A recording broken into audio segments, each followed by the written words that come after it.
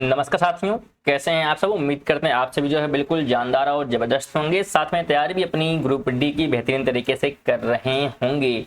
इस वीडियो में हम 26 ऐसे महत्वपूर्ण प्रश्न कवर करने वाले हैं जो कि पिछले एग्जामों में रेलवे के पूछे गए हैं। तो वीडियो जो है बहुत ही इंपॉर्टेंट, इसलिए वीडियो को बिना स्किप किए हुए कंप्लीट जरूर देखें, बीच में स्किप ना करें, बिल्कुल कंप्लीट देखकर ही जाइएगा। चलिए बात करते हैं पहले प्रश्न की और बिल्कुल क्वेश्चन का जवाब देते हुए चलिएगा अगर आपको आंसर पता है तो। पहला क्वेश्चन जो है कुल्लू घाटी की बात हो रही है। जिन पर्वत श्रेणी के बीच अवस्थित है वे हैं, बताना है किसके बीच जो है ये अवस्थित है। कुल्लू घाटी की बात हो रही है। किसकी बात हो रही है तो कुल्लू घाटी की। ध्यान रखें इसका जो राइट आंसर हो जाएगा ऑप्शन नंबर ए। जितने भी लोग करेंगे बिल्कुल राइट हो जाएगा कि धौलाधार तथा पीर पंजाल के बीच जो है स्थित है। तो बिल्कुल ऑप्शन आपको ध्यान रखना है कौन सा, तो बिल्कुल ऑप्शन नंबर ए यहाँ पे राइट हो जाएगा। अगले क्वेश्चन की बात करें तो हर्यक वंश का शासक अजातशत्रु किसका पुत्र था। हर्यक वंश का जो शासक है अजातशत्रु वो किसका पुत्र है, तो अजातशत्रु ध्यान रखिएगा यह पुत्र है बिंबिसार का। किसका है, तो बिंबिसार का। ऑप्शन नंबर क्या हो जाएगा, तो बिल्कुल सी वाला क्या हो जाएगा, राइट हो जाएगा। चलिए आगे बात करते हैं अगले क्वेश्चन की। अगला क्वेश्चन है कि चुंबकीय प्रेरक का एसआई मात्रक क्या है।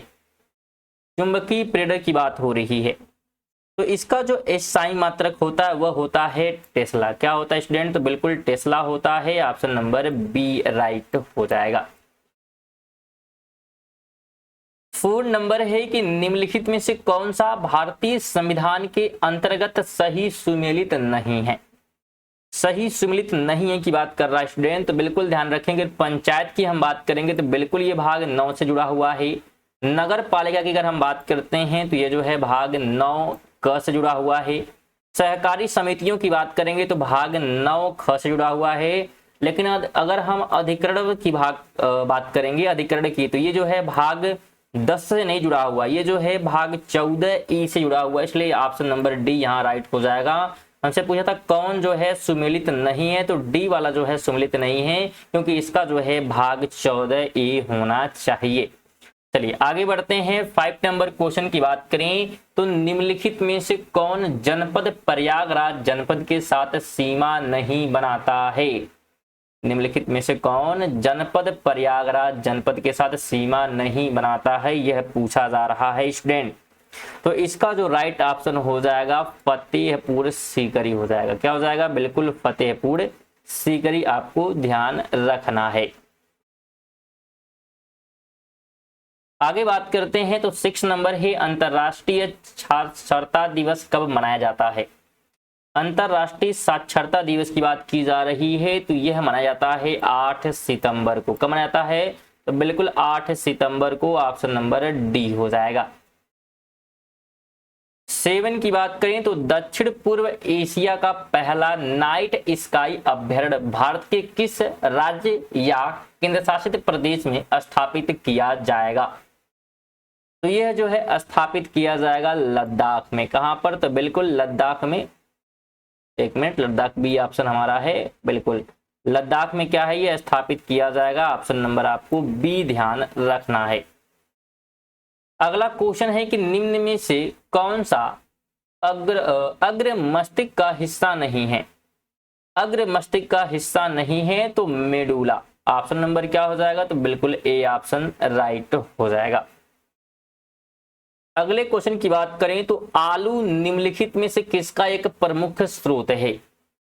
आलू की बात की जा रही है स्टूडेंट, तो ध्यान रखिएगा जो आलू है यह जो है किसका स्रोत है, तो कार्बोहाइड्रेट का। किसका है, तो कार्बोहाइड्रेट का। ऑप्शन नंबर बिल्कुल डी आपको ध्यान रखना है।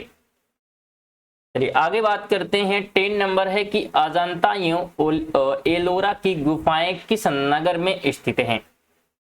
अजंता और एलोरा की बात की जा रही है तो यह जो गुफाएं हैं ध्यान रखिएगा यह कहां पर हैं, तो यह जो है अवस्थित हैं कहां पे, तो बिल्कुल औरंगाबाद में। ऑप्शन नंबर क्या हो जाएगा, तो बिल्कुल सी ऑप्शन जितने भी लोग दिए हैं राइट हो जाएगा। महत्वपूर्ण क्वेश्चन स्टूडेंट है तो बिल्कुल अंत तक देखें। 26 प्रश्न ही लिए गए इस वीडियो में जो कि रेलवे ग्रुप डी के लिए महत्वपूर्ण हैं। तो बिल्कुल वीडियो को लाइक और शेयर करते हुए चलिएगा, और चैनल पर नए होंगे तो जरूर चैनल को सब्सक्राइब कर लीजिएगा, क्योंकि आप यहाँ पे करंट अफेयर भी पढ़ सकते हैं जो कि आपकी परीक्षा के लिए महत्वपूर्ण होगी। और साथ में डेली जो है रात 8 बजे आरआरबी एनटीपीसी ग्रुप डी का मॉक टेस्ट की वीडियो भी आती है, जिसे आप लोग जरूर देखें, जिससे आपकी जो है मजबूत हो जाएगी बिल्कुल करंट अफेयर, और साथ में जो है जीके के प्रश्न की जो है भूमिका आपकी बिल्कुल बेहतरीन बनने वाली है। तो बिल्कुल जरूर आप लोग वीडियो को कंप्लीट देखा करिए। चलिए 11 की बात करते हैं। तो मीनाक्षी मंदिर स्थित है, बताने का प्रयास करिएगा कहां पर है मीनाक्षी मंदिर। तो मीनाक्षी की बात करेंगे तो यह है मदुरई में। कहां पर है? तो मदुरई में, ऑप्शन नंबर ए हो जाएगा।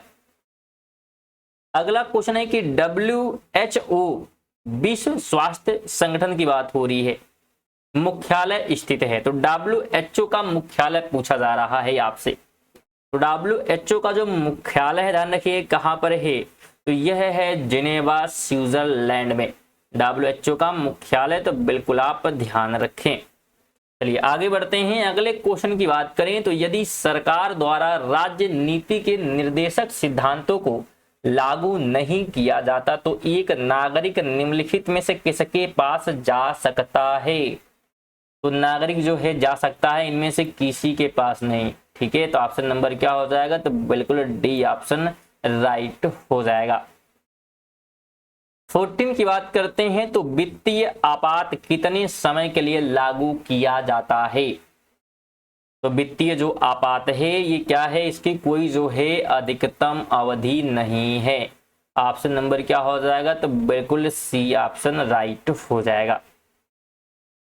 अगला क्वेश्चन है कि मुद्रास्फीति के समय के दौरान कर की दरों में निम्नलिखित में से क्या होगा? तो ध्यान रखें, कर की दरों में वृद्धि होगा। ऑप्शन नंबर क्या हो जाएगा? तो बिल्कुल ए ऑप्शन राइट हो जाएगा। अगला क्वेश्चन है कि चेचक के लिए टीके यानी कि वैक्सीनेशन का आविष्कार किसने किया था? चेचक की बात हो रही स्टूडेंट, तो इसकी जो आविष्कार की बात करते हैं तो एडवर्ड जेनर द्वारा किया गया था। ऑप्शन नंबर सी हो जाएगा। 17 की बात करें तो किस नदी पर और किस राज्य में जायकवाड़ी बांध अवस्थित है? जायकवाड़ी बांध की बात की जा रही है, तो यह अवस्थित है गोदावरी नदी पर, जो कि है महाराष्ट्र में। कहां पर? तो महाराष्ट्र के गोदावरी रिवर पर जो है स्थित है। तो सी ऑप्शन राइट हो जाएगा। 18 नंबर क्वेश्चन है कि निम्नलिखित नदियों में से कौन सी नदी जबलपुर के निकट धुआंधार जलप्रपात का निर्माण करती है? तो उस नदी का नाम हो जाएगा नर्मदा। क्या हो जाएगा? तो बिल्कुल नर्मदा, ऑप्शन नंबर सी हो जाएगा। 19 की बात करें, निम्नलिखित में से कौन सा राज्य नेपाल के साथ अपनी सीमा साझा नहीं करता है? नहीं की बात किया जा रहा है स्टूडेंट, तो बिल्कुल डी ऑप्शन हो जाएगा। असम जो है साझा नहीं करता है अपनी बाउंड्री किसके साथ? नेपाल के साथ। नेक्स्ट क्वेश्चन है कि दूसरे एंग्लो मैसूर युद्ध में गवर्नर जनरल कौन था? तो गवर्नर जनरल की अगर हम बात करेंगे तो वारेन हेस्टिंग। ऑप्शन नंबर क्या हो जाएगा? तो बिल्कुल डी आपको ध्यान रखना है। स्टूडेंट अगर आप जो है इस प्रश्नों का जो है पीडीएफ प्राप्त करना चाहते हैं तो हमारे टेलीग्राम चैनल से जुड़ सकते हैं, जिसका लिंक आपको डिस्क्रिप्शन में मिल जाएगा। और साथ में वीडियो को लाइक और बिल्कुल शेयर करते चलिए। अगर वीडियो को अभी तक लाइक नहीं किया तो कम से कम लाइक कर दीजिएगा। 20 क्वेश्चन हो चुके हैं, 6 और क्वेश्चन कैश में बचे हुए हैं।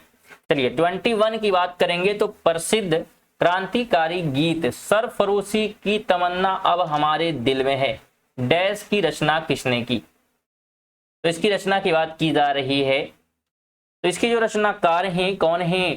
तो बिल्कुल बिस्मिल अजीमाबादी। ऑप्शन नंबर क्या हो जाएगा? तो डी ऑप्शन आपको ध्यान रखना है कि बिस्मिल अजीमाबादी जो है इसके रचनाकार हैं। अगला क्वेश्चन है निम्नलिखित में से कौन बंगाल का अंतिम गवर्नर जनरल था? बंगाल का अंतिम गवर्नर जनरल की बात करेंगे तो William Bentinck. Option number A हो जाएगा। नेक्स्ट क्वेश्चन है कि निम्न में से किसे सांख्यिकी का जनक कहा जाता है? तो अगर हम सांख्यिकी के जनक की बात करेंगे तो उसका नाम हो जाएगा R.A. फिशर। कौन हो जाएगा? R.A. Fisher. Option number A हो जाएगा। नेक्स्ट क्वेश्चन है कि रटले पनबिजली परियोजना किस नदी पर स्थित है? रटले पनबिजली परियोजना की बात की जा रही है तो यह जो है चेनाब नदी पर है। कहां पर है? चेनाब नदी पर। ऑप्शन नंबर ए हो जाएगा। 25 है कि थॉमस कप का संबंध है। तो अगर हम थॉमस कप की बात करेंगे तो बैडमिंटन से जुड़ा हुआ है। ऑप्शन नंबर ए हो जाएगा। 26 है कि निम्नलिखित देश में कौन आसियान का सदस्य नहीं है? तो आसियान का सदस्य जो है भारत नहीं है। ऑप्शन नंबर ए हो जाएगा। ये थे हमारे 26 महत्वपूर्ण प्रश्न। अगर आप इसका टेस्ट दे रहे थे तो आप कितने प्रश्न सही कर पाए हैं कमेंट बॉक्स में जरूर कमेंट करिएगा। साथ में वीडियो को लाइक और चैनल पर नए हैं चैनल को सब्सक्राइब करके ही जाएं और कम से कम वीडियो को अपने एक दोस्त को जरूर शेयर करें। आप सभी से निवेदन अपने अपने एक फ्रेंड को जरूर शेयर करिएगा। चलिए मिलते हैं अगली वीडियो, तब तक के लिए जय हिंद, वंदे मातरम।